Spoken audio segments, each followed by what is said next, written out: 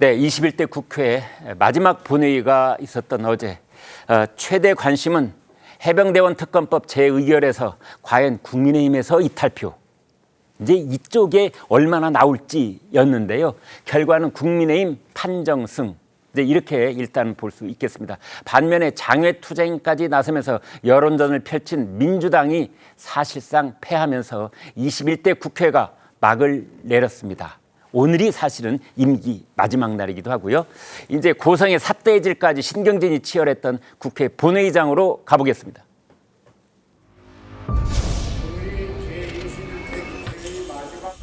도대체 무엇이 축소되고 무엇이 은폐되었단 말입니까?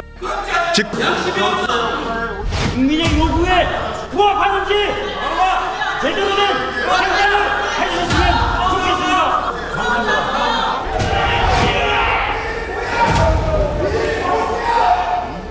총 득표수 294표 중 가 179표, 부 111표, 무효 4표로서 부결되었음을 선포합니다.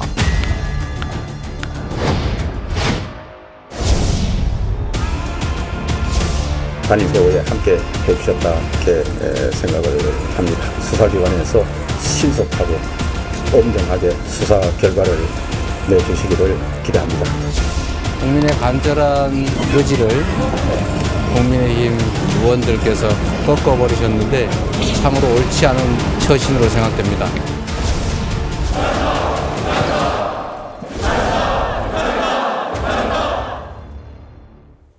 네, 이재명 대표가 참으로 옳지 않은 처신. 처신이라는 말 오세훈 시장하고 그쪽에서 그 말 한번 썼다가 나중에 이제 한동훈 위원장하고 또 논란이 됐던 표현 중에 하나가 처신이라는 말이었는데 이재명 대표가 참으로 옳지 않은 처신. 이제 그 해병대원 특검법을 부결시킨 그런 의원들을 향한 이제 한마디였던 것 같은데 아무튼 어제 이 해병대 특검법이 이제 부결이 됐습니다. 누가 승자고 누가 패자냐 이런 얘기 많이들 하고 있습니다만 사실은 민생하고는 아무 관계없는 그런 일로 소란스러운 하루였다 이렇게 볼 수 있는데요. 일단 표결 결과를 좀 자세히 알아보겠습니다. 최재원 기자. 네, 어제 보신 대로 이 해병대원 특검법 재의결 표결이 있었죠. 전체 재석 의원이 294명이었습니다. 이 가운데 가결이 179표, 부결이 111표, 또 무효가 4표로 최종적으로 부결이 됐는데요. 이 어제는 무소속 윤관석 의원과 이수진 의원이 불참을 했고 이외에 전원이 참석을 해서 표결에 참여했습니다. 전체 재석 의원 294명 가운데 범야권이 179명, 범여권이 115명으로 분류가 되거든요. 네. 그런데 국민의힘에서 공개적으로 가결, 그러니까 찬성표를 던지겠다 이렇게 공개 의사를 밝힌 의원이 5명이었죠. 그렇다면 부결이 상식적으로 110명이 돼야 하는데 이보다 한 명 더 많은 111명이 나왔기 때문에 최소 한 명 이상이 야권에서 이탈표가 생겨난 것 아니냐 이런 분석까지는 나오고 있습니다. 그렇군요.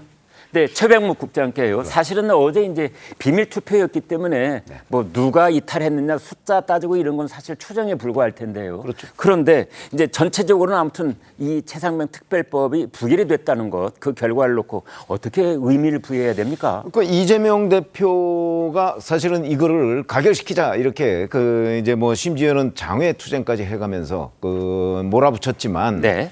그거보다는 민주당 의원들 또는 범야권 의원들 가운데에도 아니 공수처 수사를 먼저 하자. 네. 그게 순리 아니냐라고 하는 생각들이 일부 있었다는 게 이제 확인이 된 거고요. 네. 그렇게 보면 결국 이재명 대표의 이 그 해병대원 특검법에 대한 그 공세가 네. 너무 지나쳤다 하는 걸 의미하는 것이고 네.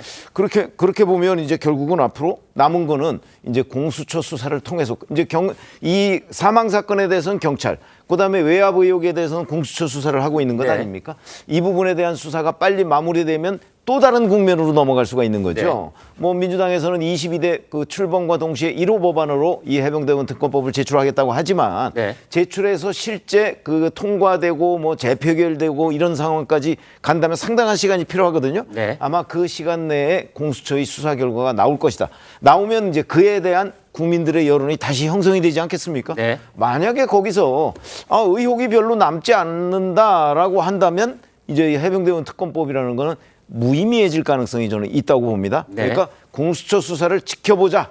뭐 이런 그 어떤 그 의원들의 생각, 이게 여권뿐만 아니고 야권에도 일부 퍼져 있다 하는 걸 확인하는 계기였다고 생각합니다. 네, 방금 말씀하신 그 야권의 일부 퍼져 있는 그 이제 비율을 봤을 때는 전체의 한 15분의 1, 20분의 1 이제 이것도 추정치입니다만 네네. 5표 정도 된다고 가정을 해봤을 때 이것이 이재명 대표의 지도력에 흠집을 낼 정도인가요?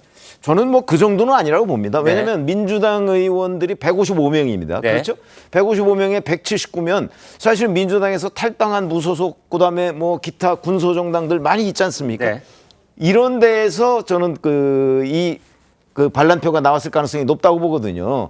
만약에 그렇지 않고 민주당 내의 155명 중에 반란표가 나왔다. 네. 이러면 이재명 대표의 리더십에 큰 타격이 있다고 생각을 할 텐데 네. 그게 아니고 민주당과 연결돼 있는 뭐 군소정당들 네. 아마 이런 데에서 반란표가 나왔을 가능성이 대단히 저는 높다고 보기 때문에 그렇다면 뭐 이재명 대표의 리더십의 타격 뭐 그 정도까지 우리가 하는 거는 좀 무리한 주장이라고 생각합니다.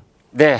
오늘 신통방송 출연진 중에는 어제 국회 본회의장에 계셨고 그다음에 21대 국회 임기 마지막 날을 보내고 계시는 민주당의 신현영 의원이 나오고 계십니다. 안녕하세요. 안녕하십니까. 네. 어제 표결 과정에서 지금 민주당 실제적인 내부 분위기는 어떻습니까? 실제로는 우리 민주당에서는 사전에 그 의원들한테 참석 여부를 확인하고 또 이 투표에 다 동참하기를 바라면서 155명 전원이 참석했기 때문에 네. 실제로 소기에 그런 최상병 특검에 대한 표결에 대해서는 어제의 결과에 대해서는 어느 정도 우리 국민들의 공감대를 얻었다라고 생각을 하고 실제로 부결되긴 했지만 그럼에도 불구하고 우리 국민들이 공수처 수사 이상의 특검 또는 어제 보도됐던 그 대통령과 그리고 이종섭 국방부 장관과의 통화를 통해서 네. 정말 대통령실이 이 부분에 있어서 개입을 하고 외압이 있었다라면 이 부분은 명명백백하게 밝혀져야 된다라는 그런 국민적인 공감을 얻을 수 있는 어제의 자리였다라고 저희는 생각을 하고요.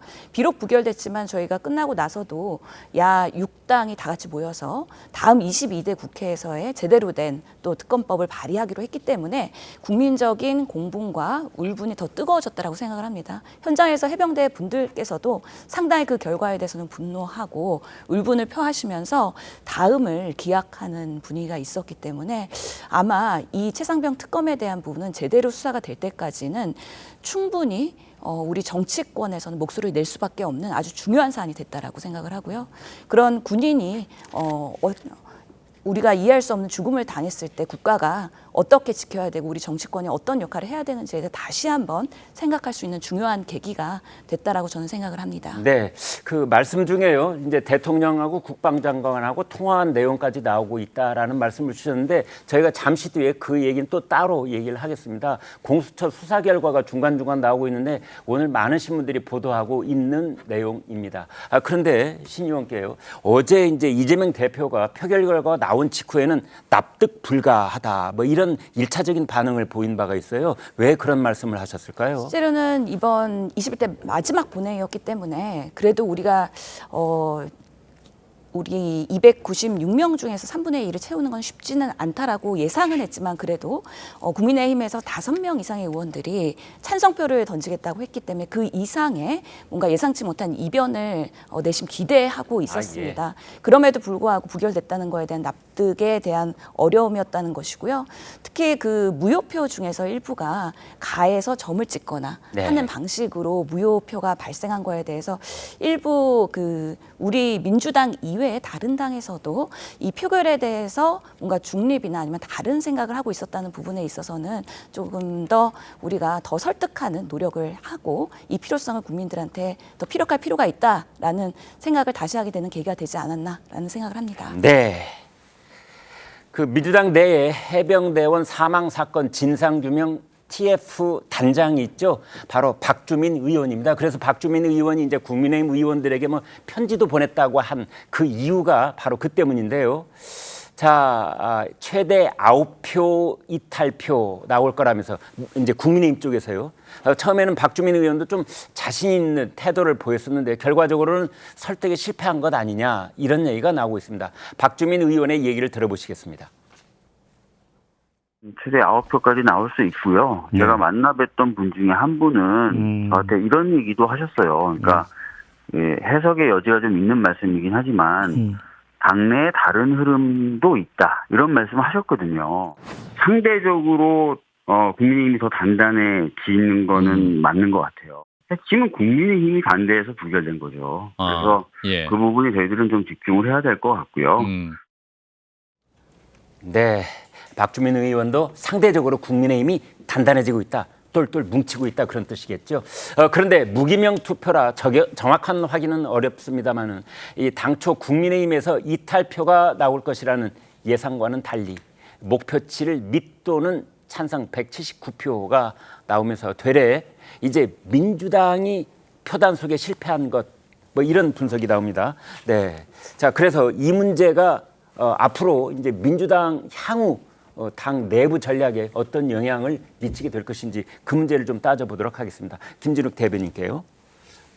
어제 나왔던 179표 중에는 무효표, 찬성표가 179표고요. 무효표가 4표가 있는데 네. 좀 전에 신 의원님께서 말씀 주셨던 것처럼 그 무효표 중에 3표, 4표 중에 3표 정도는 찬성의 표시를 하는 축에 들어있었던 표가 이제 뭐 점을 찍었다든지 뭐 가로를 쳤다든지 여러 이런 것들 때문에 이제 무효 처리가 된 부분이 있다고 합니다. 네. 그러니까 이게 다 무효표가 됐긴 했지만 지금 국민의힘에서 5분이 찬성 표명을 했잖아요. 네. 그런데 처음부터 5분이 아니라 처음에는 김웅 의원 한 분이었고 안철수 의원이 이제 그 다음에 나오셨고 그 다음에 뭐 유희동 의원 이렇게 이제 해서 5분까지 나왔기 때문에 네. 이분들이 전체가 다 찬성표를 던졌다라는 걸 전제로 하더라도 네. 사실상 그 표단속에 실패했다 이렇게 뭐 분석하기는 좀 이른 것 같고요. 아 예.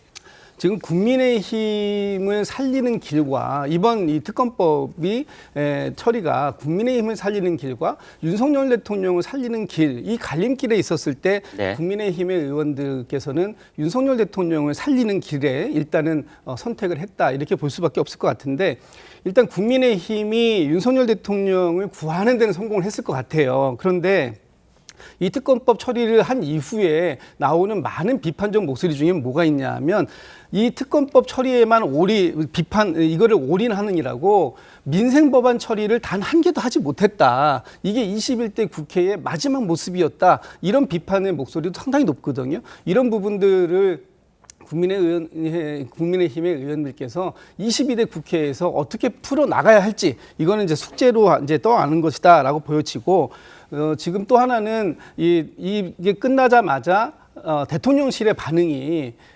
대통령실과 국민의힘은 한 몸이다 이렇게 말씀을 하셨다는데 지금 그렇게 되면은 결국은 국민의힘이 대통령실의 수직 계열화 이거를 벗어나지 못했다는 뜻이고 이번 전당대회를 앞두고 있습니다만 여전히 국민의힘이 대통령실의 여의도 출장소 개념을 탈피하지 못한 모습처럼 보여질 수 있기 때문에 이 부분도 역시 국민의힘에서 가져가야 할 또 하나의 숙제가 생겼다 이렇게 볼 수밖에 없을 것 같습니다. 네. 그런데 추가로 궁금한 점이 있습니다. 방금 말씀 중에 최상병 특검법이 부결된 것이 윤석열 대통령을 구출한 것이다 이런 뉘앙스로 말씀 주셨는데 왜 그게 직접적으로 연결이 되는 거죠? 그러니까 그 특검법이 통과가 됐다면 네. 아마 윤석열 대통령 자신뿐만 아니라 윤석열 정부에 상당한 정치적 타격이 되었을 겁니다. 네. 지금 좀 전에도 뭐 전화 통화 얘기도 나왔습니다만 윤석열 대통령과 이종섭 장관이 하루 동안 그 3번의 전화 통화가 있었습니다. 그것도 대통령의 개인 휴대전화를 통해서 전화가 있었다는 것이고요. 그리고 지금 밝혀지고 있는 많은 내용들 중에 보면 김계환 해병대 사령관이 3일 동안에 120차례가 넘는 전화 통화가 있는데 그중에 16번의 전화 통화가 대통령실 관계자들하고 통화하는 그러니까 지금 겁니다. 이제 말씀은 그 최상병 사건을 수사하는 거에 대한 외압이 있었느냐의 의혹, 그 정점에는 대통령이 있을 수밖에 없다. 대통령이 있을 수 있다라는 거죠. 대통령이 있을 수 계시다가 있다. 아니라 네. 대통령실의 개입 정도가 있을 수 있다라는 그런 것들이 지금 이 수사 과정에서 지금 나오고 있는 과정이기 때문에 결과적으로 그것이 확인이 된다면 알겠습니다. 그렇다면 윤석열 대통령에게도 상당한 정치적 타격이 있을 수밖에 없었기 때문에 제가 이런 말씀을 드리는 겁니다. 네. 잠시 뒤에 그 부분은 또 따로 좀 떼어내서 얘기를 해 보도록 하겠습니다. 성재준 의원께요. 자, 그렇다면은 이제 그 국민의힘은 표결 직전에, 그러니까 어제 낮 상황입니다. 그 의총을 열어서 표단속을 했는데 결국은 이제 국민의힘 원내 지도부가 성공을 했다, 이렇게 볼 수 있어요. 그렇죠. 근데 그거에 대한 이제 원인 분석으로서 뭐 여러 가지 얘기가 나오는 것 같습니다. 아까 전에도 이제 뭐 여의도 출장소다 뭐 이런 얘기도 있었는데, 근데 제가 봤을 때 근본적으로 이번에 이런 결과가 나왔던 건 박주민 단장의 설레발 때문도 제가 봤을 때 있는 것 같아요. 괜히 자기가 이제 직전에 나와가지고 뭐 국민의힘 의원들한테 연락을 막 돌리고 그리고 또 막 편지까지 썼다 이런 얘기 하지 않았습니까? 네. 그 결과로 생각해 본다면은 사실 국민의힘 내부적으로 약간 좀 내가 이번에 좀 가결 표시를 던질까라고 생각했던 분들조차도 박주민 단장이 그 얘기를 듣고 깜짝 놀랐을 것 같아요. 이거 내가 잘못했다가 박주민 단장이랑 뭔가 이렇게 내통한 꼴이 되는 거 아닐까. 그런 설레발도 큰 역할을 했을 것 같다고 좀 보고, 그리고 나중에는 또 보니까 오리발을 내미시더라고요. 이제 그 부결되고 난 뒤에는 국민의힘이 더 단단해진 것 같다. 무슨 뭐 여의도 또 뭐 출장소다 이런 얘기 하시는데, 애당초 제가 봤을 땐 국민의힘이 단단해지는데 결정적인 계기를 주신 게 박주민 전 단장인 거 아닌가라는 생각이 또 듭니다. 그다음에 한 가지를 제가 좀 덧붙여야 되는 것이, 애당초 이 특검법 자체에 대해 가지고 글쎄요, 제가 느꼈을 땐 국민적인 관심도가 그렇게 높지 않았습니다.